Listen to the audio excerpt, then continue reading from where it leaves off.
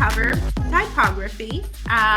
This is the second part of our Design Basics course, free course that we are teaching for people that want to just either go back to the basics or learn design. So this topic is I'm really passionate about because I really love typography. It's my favorite part of every project. So I'm very excited and hopefully you guys like it too. Yes. So typography. Typography plays a crucial role in web design and graphic design, as we all know, because it influences the overall aesthetics, readability, and impact of the text that you're adding to your designs. Now, I know that theory can be a little bit boring, but understanding the basics of typography will give you the foundations to classify typefaces and recognize their categorization, which is, for me, the most important part of this. This will ensure that you have the tools to create beautiful and harmonious designs. So, without further ado, let's get started. So what is a typeface? Now we're starting literally from the beginning. A typeface is a group that is considered a font, and it's a set of characters that share consistent design traits. So, for example, we have Arial, we have Helvetica, we have Times New Roman. That is a typeface. And each typeface has its own characteristics. Some of them have, the shape of the letters are different, the stroke, the thickness, and the style of them, they all change. Now, font family. And the reason why I'm teaching you what each thing is because when I first started, I remember, in school, I didn't even know what the difference between typeface and typography was. So that's why I wanted to start from the beginning.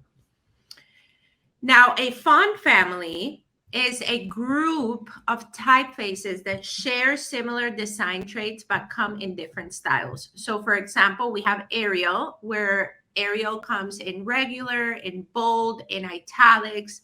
So that is a font family. Now, font size. The font size determines the relative height of the characters in a text. Why is it important? Because it affects readability and visual hierarchy. Headers and headings usually have the larger font sizes, as we all know, to grab attention, while the body copy is smaller for better legibility. Now, when we're looking at a word, we have kerning and tracking. If we see kerning, we see that kerning is the space between two letters. And tracking is the space between all of the letters in one word. Now, I often see websites where the headings have so much tracking in an effort to make the block of text look a little bit more interesting.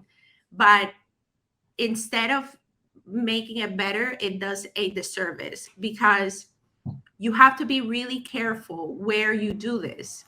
So, for example, if we go into these two examples, we see that the headers here have a lot of tracking. Now, when we are treating typography for a heading, let's say on a poster like this, a lot of tracking makes sense because we are turning our word into an element of design within our composition. Now, if we just have a heading on a SaaS type of website with a lot of tracking, then it doesn't really make sense. So back into the conversation between kerning and tracking.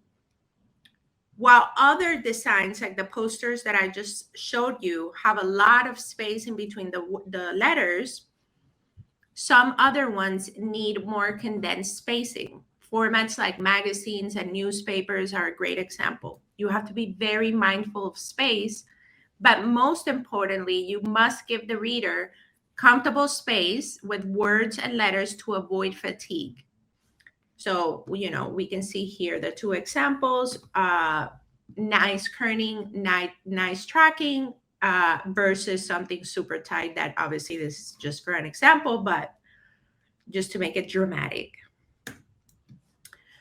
Now, line height and leading, we all know what this is. It's just the space, the height, also known as leading, that refers to the vertical space in between lines of text. Now, this is super self-explanatory. Now, alignment. For web design, it is very important to consider alignment because you have to make sure that the elements have enough hierarchy and to align them correctly. Now, usually what we do in web design is we assign the most important or primary content, such as headings and key messages, to a prominent alignment so you can guide the user's attention. You have to make sure that you take into consideration consistency throughout your site. Maintaining consistency in text alignment throughout this website is super important. So make sure that you choose a consistent alignment style, such as left, right, center. I mean, not right, but unless you're Arabic or Hebrew, and you know what I mean. But always try to keep it consistent throughout the site, because when you go too crazy, the user can get confused. Consistency in alignment helps us create a cohesive and organized visual structure, and it makes it easier for our users to follow the site. Now, also within alignment, readability and accessibility. You have to prioritize accessibility within text. You have to ensure that the alignment choice that you're using supports legibility and readability, so your user doesn't really, have a hard time reading the site. Sometimes we're using the correct text, but maybe we're not using enough opacity, or the color with the contrast between the background and the typography doesn't really make sense because it's too light. We have to thank Webflow for that, obviously, but be mindful of that as well. Okay, so now we go into hierarchy and contrast.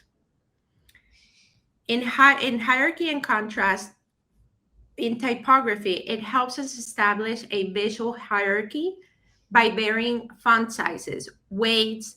So let's say bold and regular, or bold and light, and styles. So we can play around with italic or underline to make emphasis on specific words. I love doing this, and it really makes a difference. And I will show you examples at the end.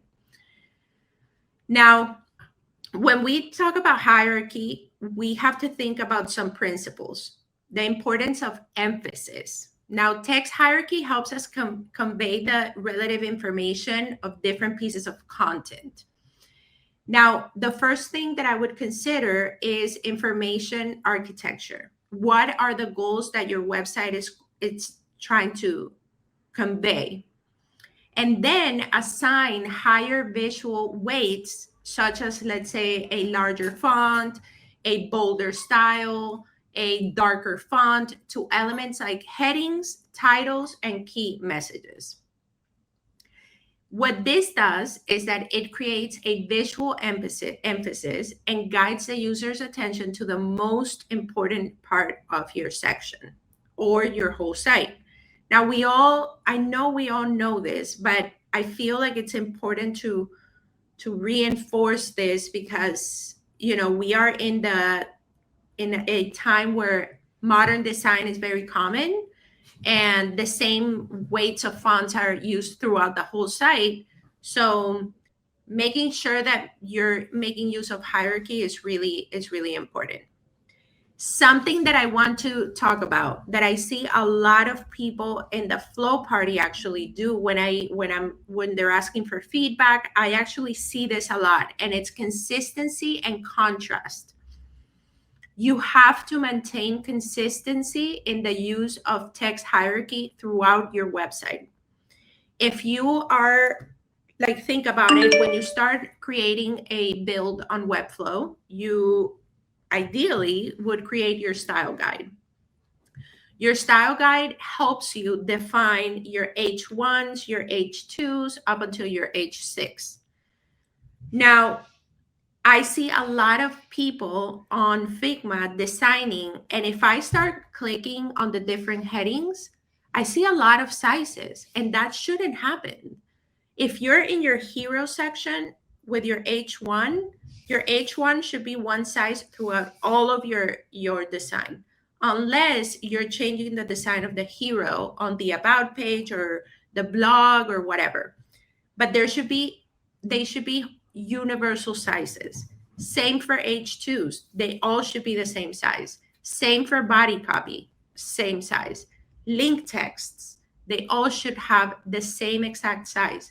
Because the problem is that when you don't have consistency, that's where your design starts looking rough or scrappy, or like a junior did it. Those are the small things that a professional designer looks for. And lastly, readability and scalability. You have to prioritize readability and scalability for text hierarchy. Choose font sizes and line spaces that are legible across different devices and screen sizes, and test that throughout your process. Okay, so when we're talking about typography, we have 4 main groups. The 4 main groups are serif, sans serif, script, and decorative. Now, if we think of the messages or the styles of each one of these typographies, we know that a serif font is traditionally or normally associated with formal and traditional styles. Now, if we're talking about sans serif, because it doesn't have the serif, we're talking about modern, minimal, clean. Then when we're talking about script, we're talking about something more personal. That's why scripts are usually used on wedding invitations and just like maybe even like supporting text.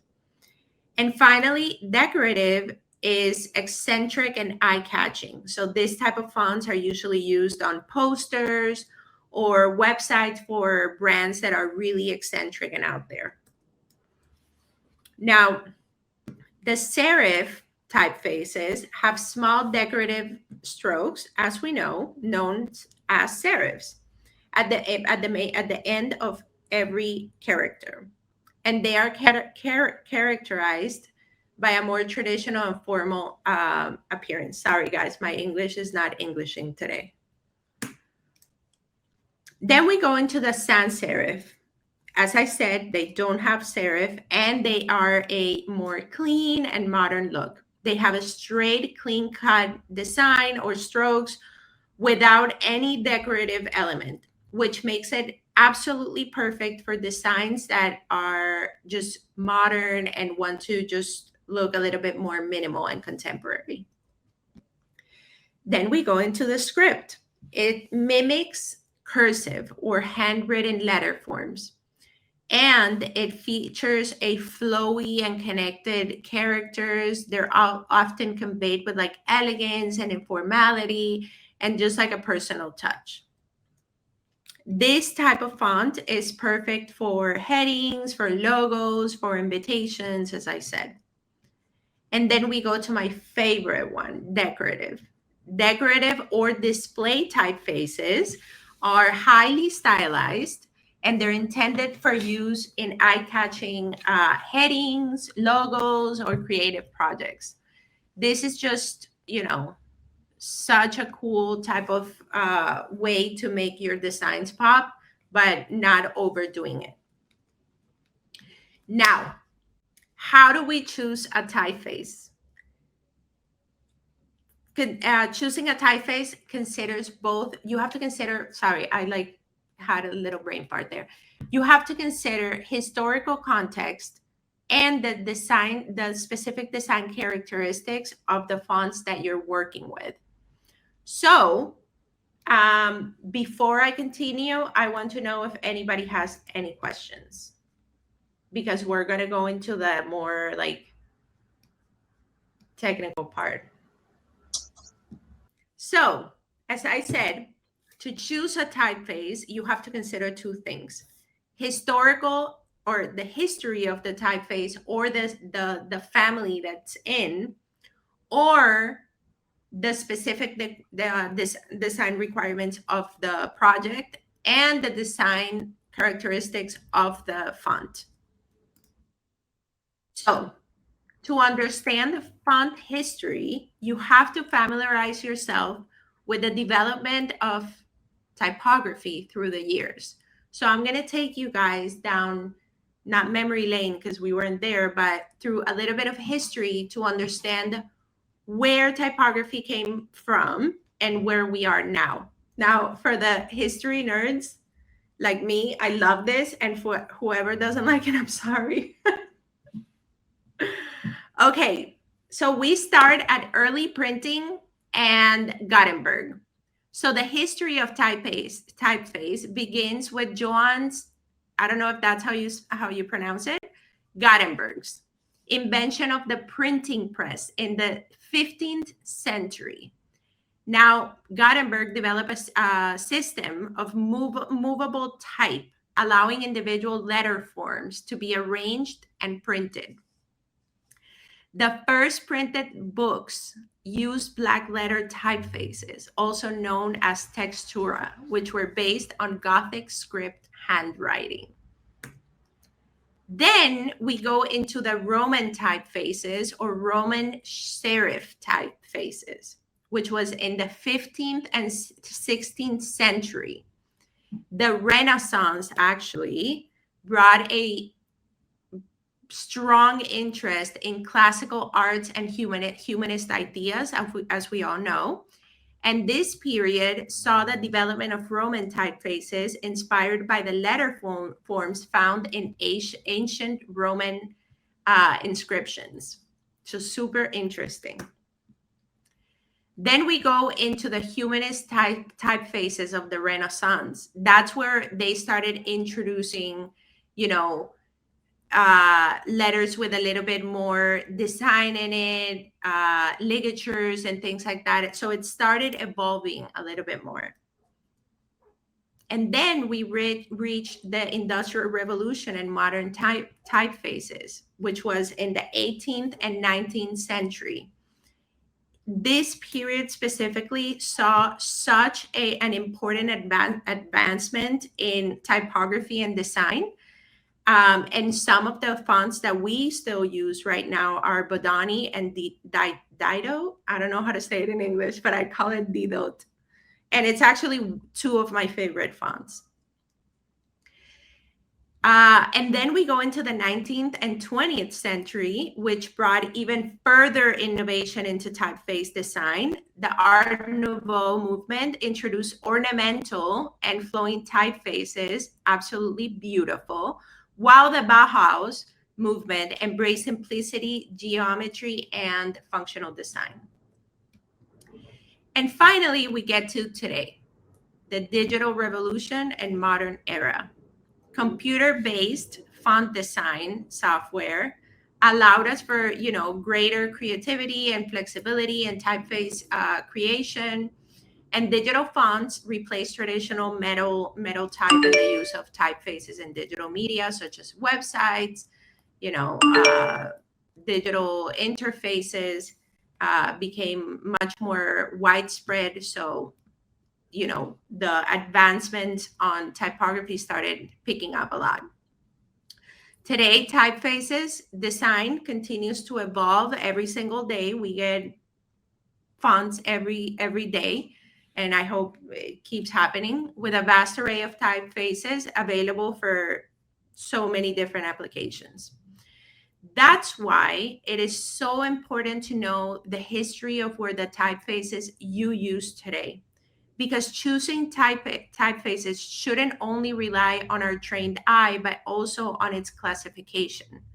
Why? Because a font that is inspired on the Industrial Revolution, if we see here, we know that this type of fonts have a certain characteristics to them.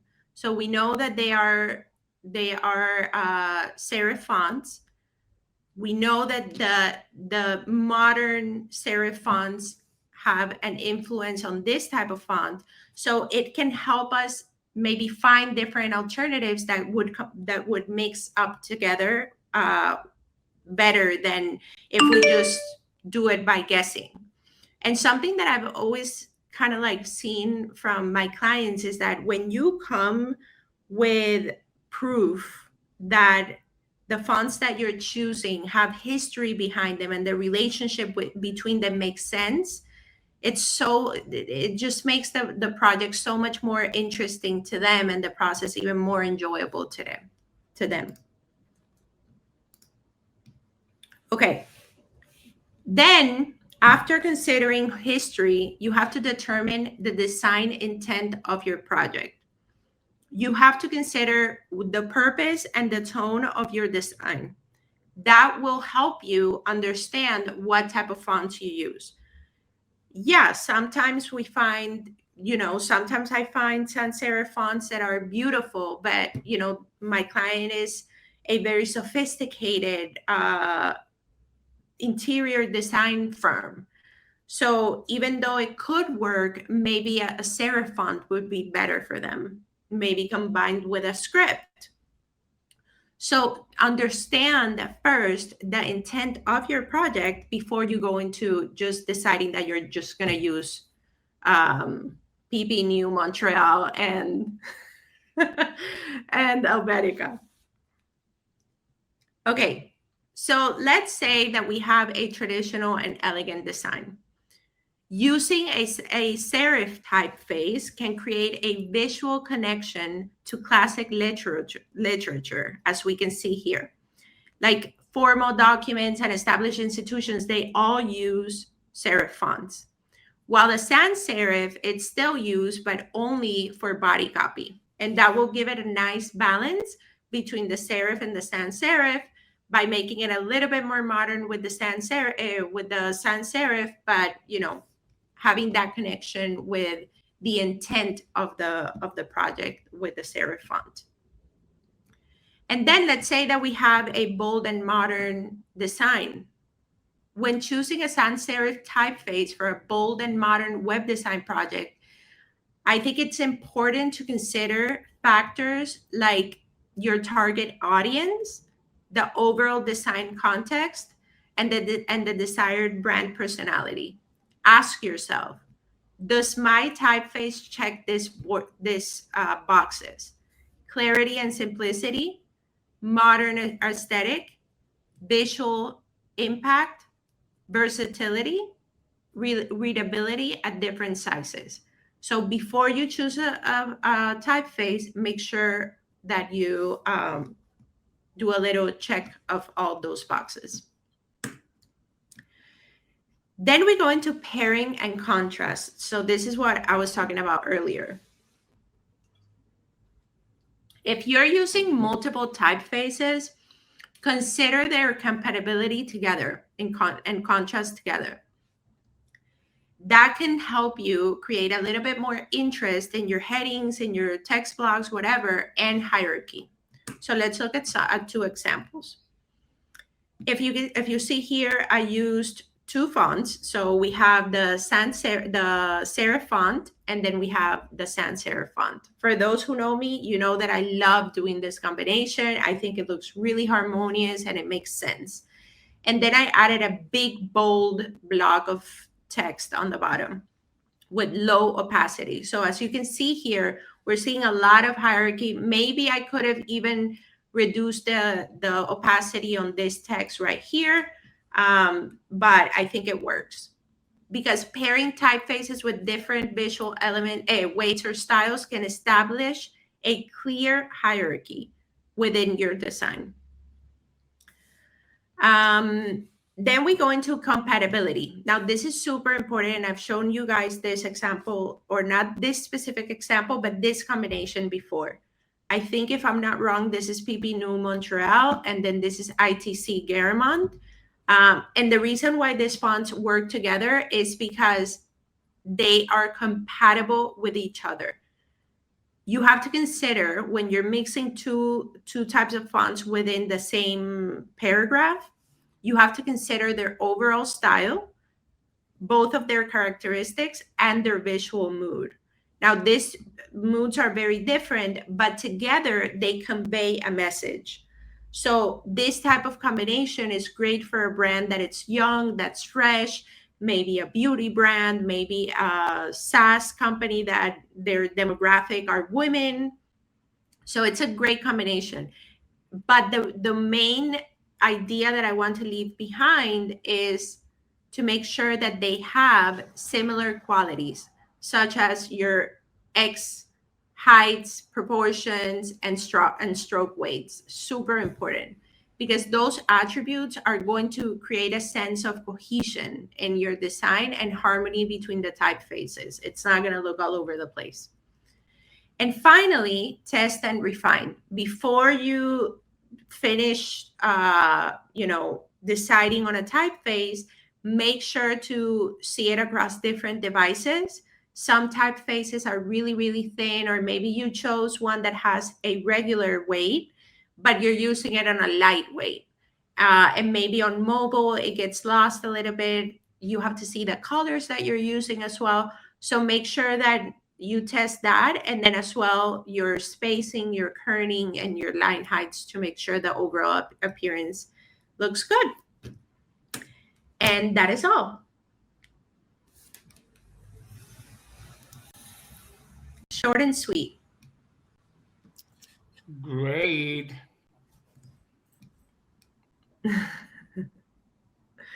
Okay, let's see. Do we have any questions or comments?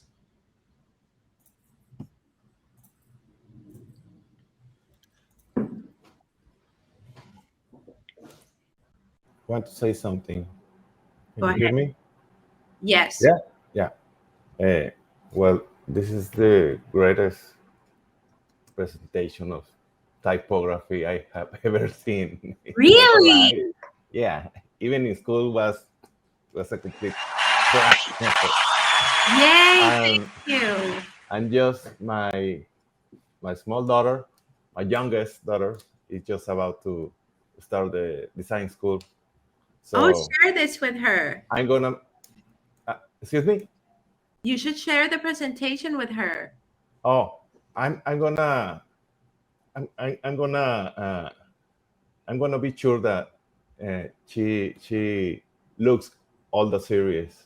Yeah. Because for me, I'm a typography Junkie. Yeah. Same. I have a lot of books and other stuff, but I'm gonna make sure that she saw the record. So thank you. Thank you, Jose. Thank you. Okay, That's so all. we have a question here from Corey. Any resources on finding good font pairings for beginners? I've got some. Okay. There's Typewolf is a really great one, typewolf.com.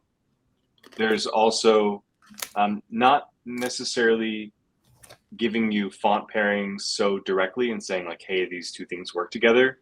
But a website called maxibest.of.1 is great because all of the websites are sorted and filtered by their specific typographic choices. And I think the guy that runs them, Max, I think is probably his name, basically picks really beautiful sites, sort of like godly. Yeah, I'll put it in chat. I think Maxi is one of the better ones. Thanks for putting that, show. That one's really good. And then if you want just sort of like separate typefaces, I'll try to find a couple of resources for that are in my bookmarks, like different type houses, boundaries. Mhm. Also, if you're a fan of Penguin fonts, and you go to their website and you like a particular font and you scroll to the end, they usually have a section called fonts in use that shows how clients use their fonts, and they kind of showcase really strong projects with that. And one of the benefits is that usually those particular projects are paired with another Penguin typeface. So you get a really good example of how two can work together. I really encourage you guys to do font pairings, guys. Like I've seen lately, that when I've done it, like it really elevates your design. So try to find like different combinations and share them with us, because I'm always in the lookout. Right now, I'm married to PP New Montreal and ITC Garamond. Like it has a grip on me, guys. So if you have any new ones, please share them. Okay, then we have a question from Baltasar. Oh no, from Shisom first. Apart from Google, where do you source for typeface? My favorite one is called Creative Market. I find really, really nice fonts there, but obviously they're paid. And Pangram, also everybody's favorite. Let's link it here. Well, let's not talk about it. Yeah, I know. Which else, guys? I know that who had that thread going the other day. So I also really like, okay, so I'm just going to say a couple of foundries. I posted a link to some, but Pangram's really great. Grilly Type is really good, but fairly expensive. There's also Linotype. They're really known for, I believe, Proxima Nova and Circular. Circular is like the typeface that Spotify uses on all their stuff. Federico just put a really great type doc that probably has like a bunch of bookmarks. I also really like Florian Karsten. It's like a tiny little foundry. Power Type Foundry is really great. Future Fonts, Simple Type Co. I'm going to put all of these in chat. Thank you. Okay, then we go into Baltasar. Other than the Font Mac book app that comes with the Mac, do you have another font manager that you recommend? It's always hard to sort through your fonts and choose. I don't, but Devin, do you have? Yeah. So Fed says Font Base. When I was in college, we used to use Font Suitcase. I don't know if that's still around, but I assume that Fed would know better than me because he has a billion fonts and doesn't use even like 1/4 of them. So I'm going to go with Fed's on this one, say Font Base. Otherwise, the font app on the Mac is pretty damn good. Yeah. I actually love that now Figma has the little like preview. Yeah. Like game changer. I used to have the plugin, but now it's like right there, so it's perfect. Okay. Chris asks, when trying to choose a typeface which aims to convey and communicate something for a client, what are some things you tend to look out for that help you get to an answer? To look out for that. What is trying to convey? No, so That's usually what I do is I want like you kind of have to think beyond the design aesthetics of a brand. You have to look for the message behind the brand and the purpose of that brand. So if I'm talking about a lawyer, for example, a lawyer's office, an attorney's office, I know that I will be probably using a serif font because of what we covered before. Because a serif font communicates something traditional, formal documents, things like that. And I will probably mix the body copy with I will add the body copy as a sans serif just to keep it clear, because I don't know, it's just me. Like I just don't really love serif on body copy. So that's why I combine it. So yeah, like I would say, look at the message behind the brand. Like if we're talking about a woman's brand, like I want to see a font family that falls within it. A great example also is, for example, let's say that we're talking about a travel agent that goes to Greece. I feel like I would, in that case, I will go with fonts that are more dynamic and that have some sort of familiarity with papyrus. I hate that font family. But in that case, it makes sense because it comes from that family. You get what I'm saying? Like when you see fonts, there's some fonts that have that Western vibe. There's fonts that have that mono style. So like those fonts, maybe I would use for companies that are in AI or really heavy into technology because they kind of look, analog and very techy. So yeah, I feel like the history of, yeah, go ahead. I wanted to, add a question to what they asked, like what typeface to use, right? My question is, because probably there's a lot of people, like even including myself, what happens or how do you deal when someone has a typeface already and they think it's a good choice for their brand? And when you see it and you ask, for example, that simple question of how do you want to be perceived? And they say, I don't know, funny. And the typeface is not according to that. How do you deal with that? How do you tell them like your typeface choice is bullshit, so let's change it? Okay, I create a killer design that I know that they will not say no. Everything comes through the eyes.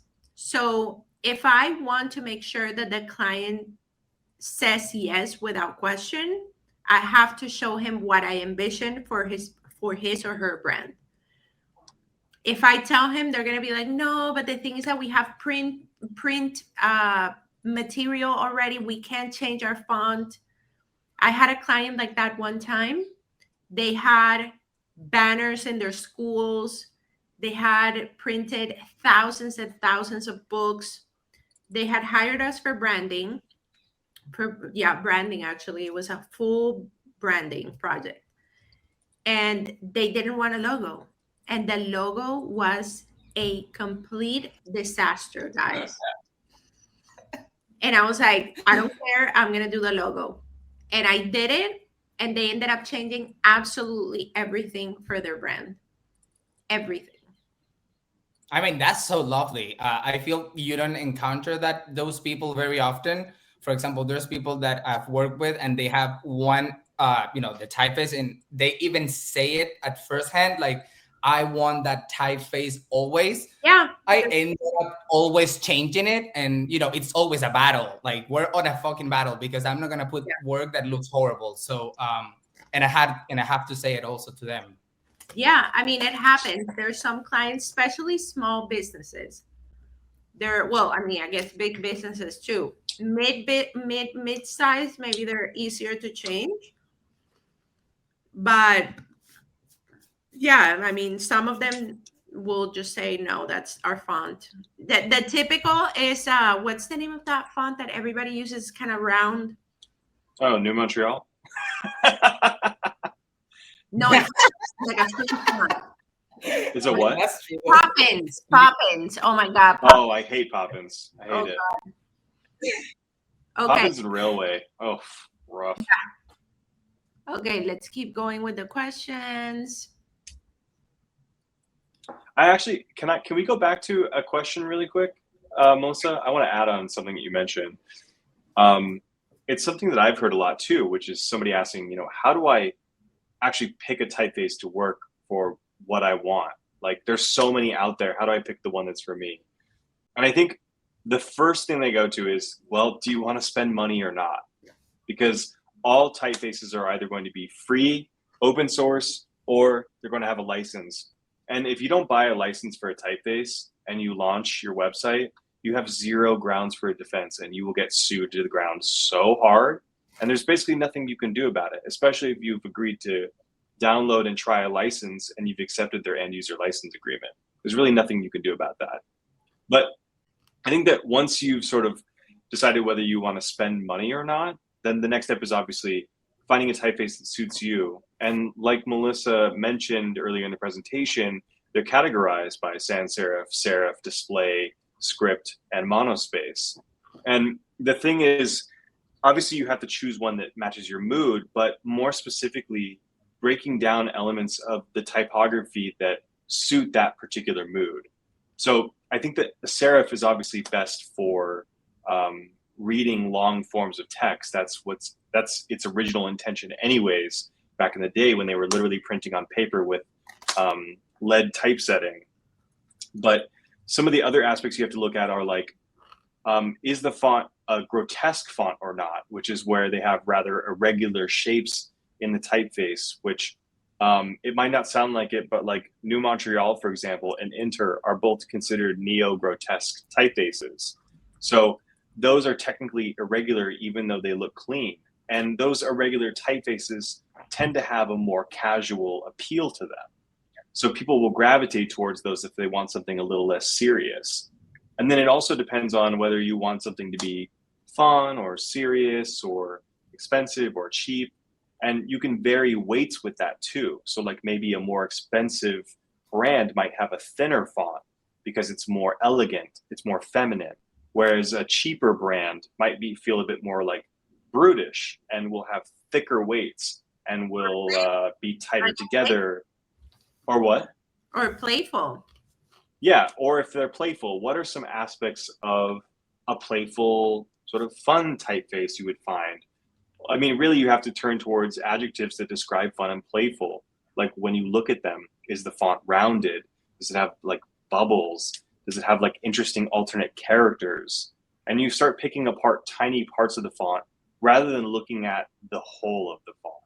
You want to choose obviously readability for body copy and something a little bit more interesting for larger heading type fonts like a display font or a really interesting serif or something like that. But it's not about looking at the whole thing, which is a mistake that I see often. Someone will just say, oh, I like the way that looks. Okay, you like the way it looks in that particular context. But if you're not looking at the individual aspects and properties of that typeface, you're missing out on the real vibe that your project needs. Yeah. Like one font that I really like in particular is called Gorillatype Cinetype. And I think that what's really interesting about that is that technically it's a sans serif, but all of the characters have very straight lines, like a C will have individual straight lines that make it up. And it gives it this really technical monospace feel. Probably not something I would choose if I was doing a children's website versus like a filmic, a dramatic website, just because of that form. It tells me it's rigid, it's solid, but still having a little bit of fun and kind of serious depending on the weight of the font. That's all. Love that. Love that. Let me give you a round of applause because that is so Also, stop using Poppins and Railway. Thank you.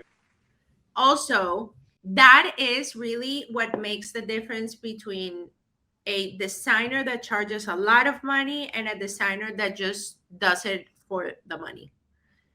The difference is that when you sit down with a seasoned designer that really knows what they're doing, they really know their craft, they will go back into the history of things. If you saw, for example, I don't know, just to throw it out there, Nicolo Miranda's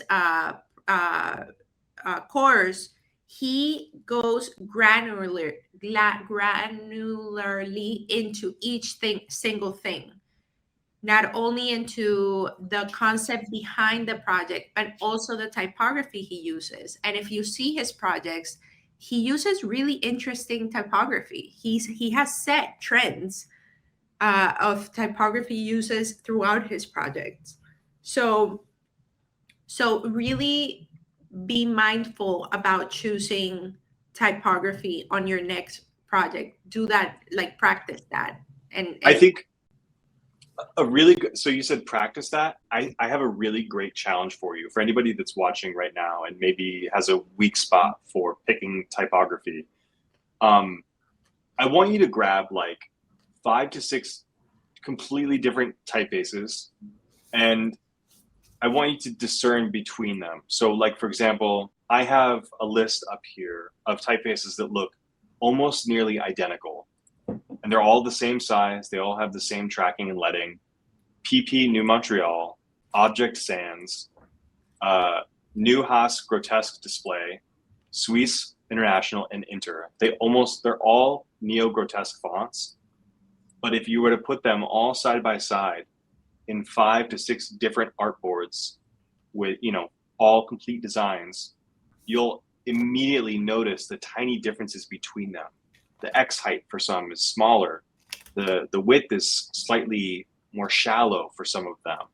Some of them might feel a little more, immature for what you're looking for. Some might feel a little more stuck up for what you're looking for. But the thing is, they're almost all completely identical. And so if you go and you compare them, you'll really start to feel out the small details between the two that differentiate them. And you'll notice immediately in other typefaces, what the difference is between those as well. Maria has a question. What's the price a client is expected to pay for a site with 2 Pangrip fonts? If I'm not wrong, I think 10,000 visits per month. It's $39. I think it's $75 per weight. No, per weight? No, I think it's like 30 something. Has to pay for a site with 2 fonts. Oh, with 2 fonts, it might not be that expensive if you don't have all of them. Yeah. But it would be up to $3K, I think. Probably if more. you buy, okay, got, Melissa, you're right. It's like if I were to buy just one weight, it's $30. Which So is would great. be 50. But that's $20 per month or per year? Once per year. once. Oh, it's not that bad. But that's with 10,000 visits on Yeah, your okay, more or less. Also, you got to think about license, if it's just going to be web or you're going to have print, because they charge for all of them. So if you're going to have print something. Yeah, it's just to get an idea. For instance, and when you say $30, for instance, for a font, does it include all its weights or? No. Oh, okay. One family, one weight. Okay. But when you are creating a brand, you only use, the specific ones. So the client doesn't really have to buy the whole typeface. They can just, the whole font family, they just have to choose one weight. Or 2 in that case, if you used to.